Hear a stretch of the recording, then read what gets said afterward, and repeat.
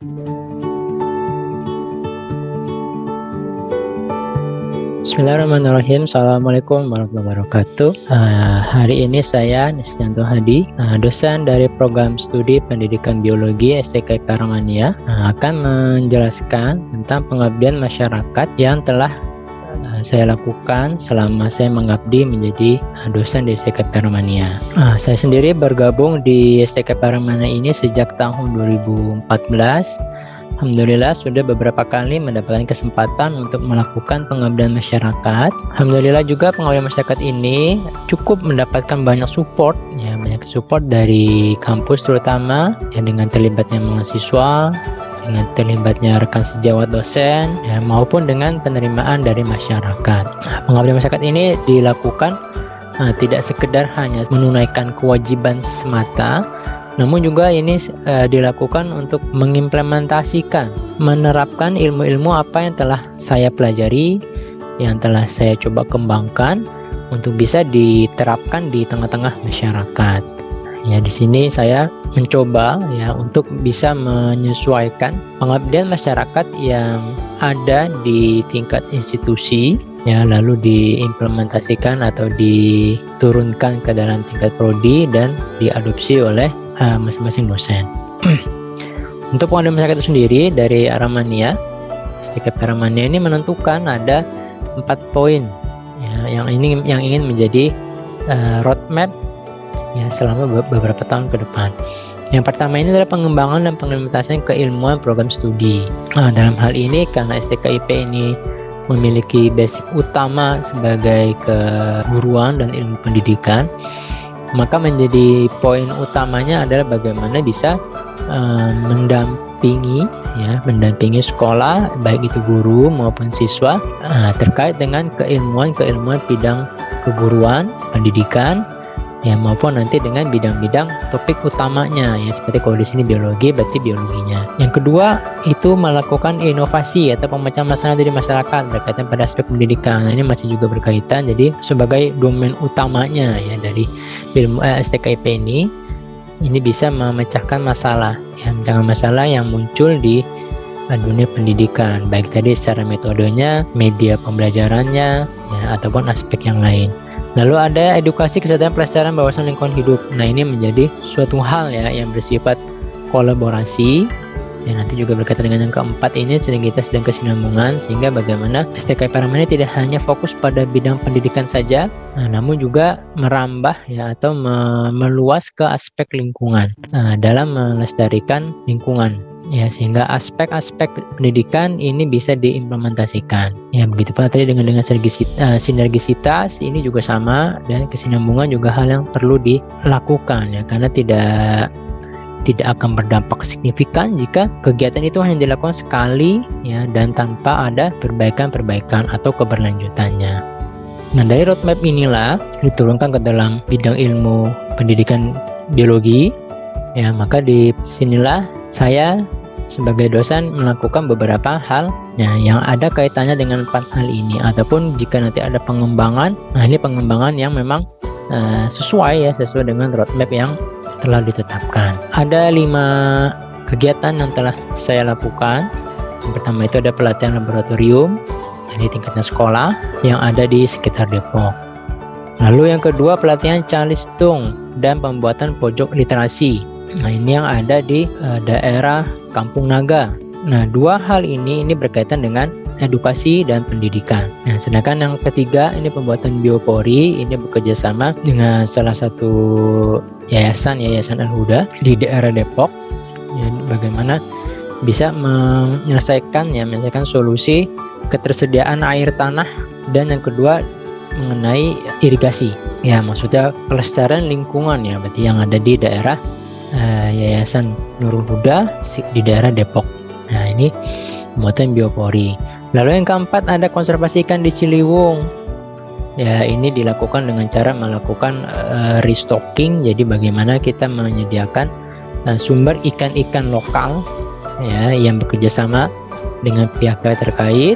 Lalu kita memberikan penyuluhan. Lalu kita restocking ikan hasil budidaya itu ke Sungai Ciliwung.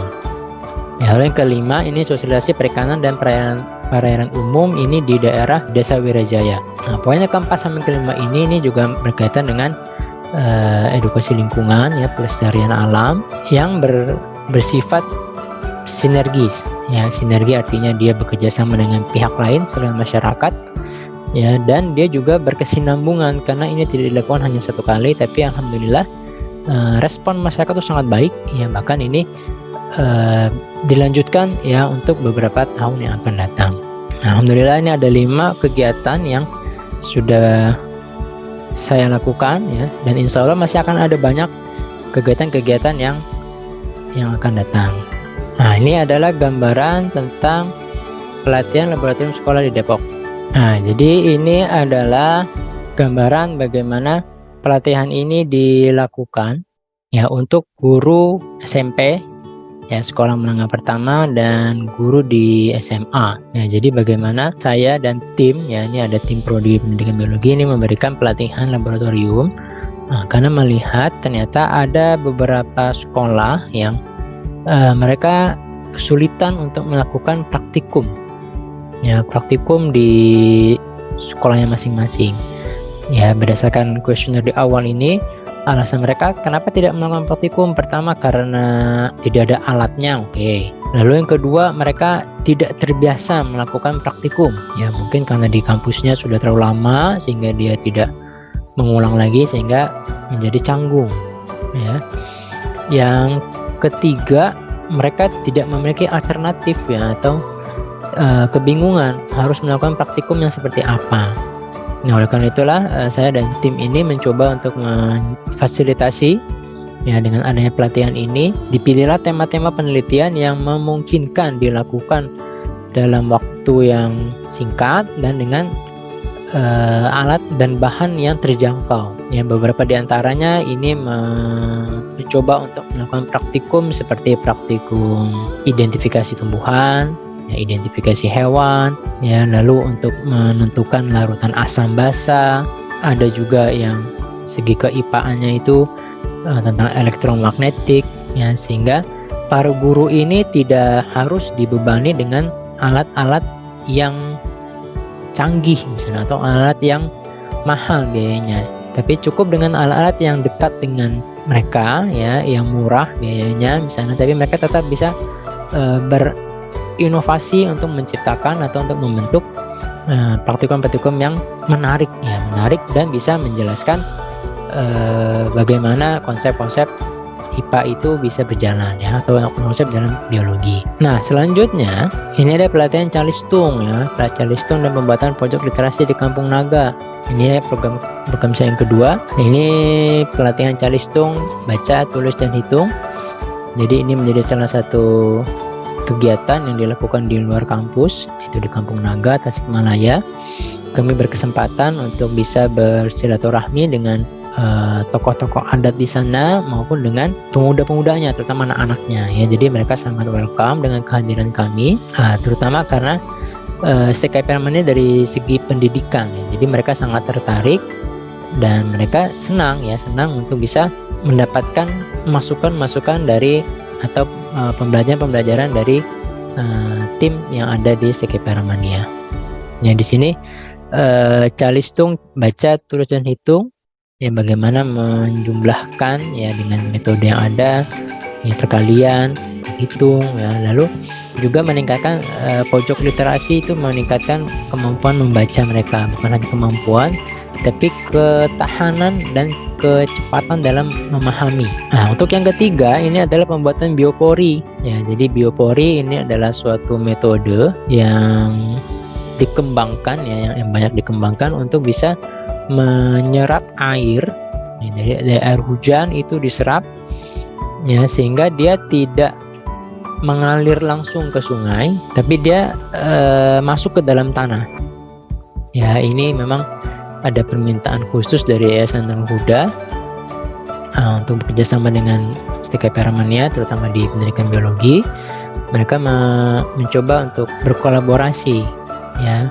Jadi ketika mereka punya permasalahan, misalnya di sana sumber airnya cepat kering jika musim hujan, musim kemarau, lalu ketika musim hujan dia terjadi ada genangan, nah maka kita coba menambahkan dengan konsep biopori.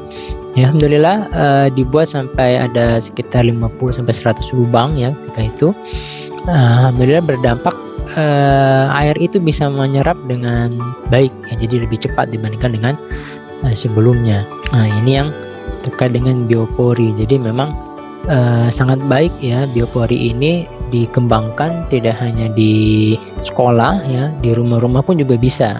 Ya, jadi memang biopori ini menarik. Jadi dalam halnya, dan memang cukup banyak yang ingin melakukannya tapi masih terkendala terkait hal apa saja yang dia harus dilakukan. Jadi memang ini menjadi komitmen kami juga, jika memang ada pihak ya di sekolah ataupun instansi yang lainnya berkolaborasi dengan STK Parama ini bisa tetap dijalin hubungannya dengan baik. Nah, selanjutnya ini tentang konservasi ikan di Ciliwung ya. Jadi ini adalah konservasi ikan indigenous spesies di Ciliwung. Jadi indigenous spesies itu adalah ikan-ikan spesies yang asli atau lokal dari Indonesia.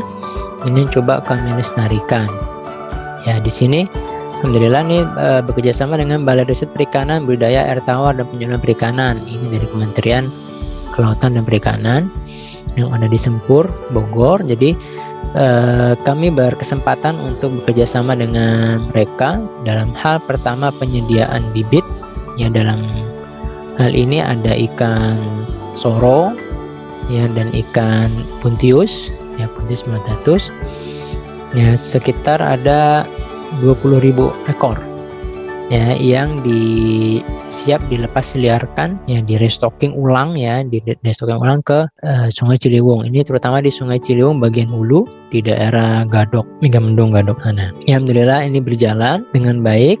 Lalu yang selain penyediaan bibit ikan, dari Balai Riset juga mereka turut hadir dan memberikan penyuluhan langsung kepada masyarakat ya, dan kepada mahasiswa juga terutama di sini mengenai pentingnya ikan-ikan lokal itu dilestarikan ya. Agar apa? Agar ikan-ikannya tetap lestari dan dia tidak kalah bersaing dengan ikan-ikan invasif ya, atau ikan-ikan yang asing ya. Karena apa? Karena perairan kita ini sudah cukup banyak ya dimasuki oleh ikan-ikan spesies invasif ya, misalnya seperti ikan emas ya, ikan nila, itu kan bukan asli dari Indonesia ya, dia tapi diintroduksi dari luar.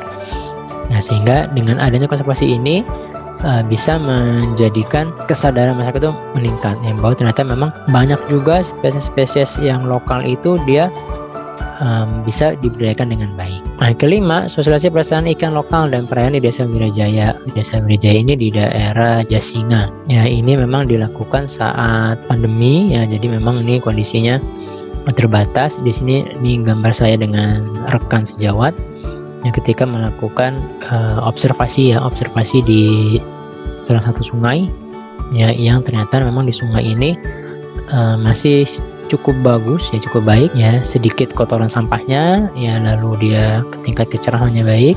Nah, sehingga ini berpotensi memang untuk menjadi pengembangan ya. Jadi pengembangan yang kami coba tawarkan adalah pengembangan tetap ya, balik kepada konsep ikan-ikan lokal ya. Pelestarian ikan di sini kami bekerja sama juga dengan Balai Perikanan dengan mendapatkan beberapa benih ikan.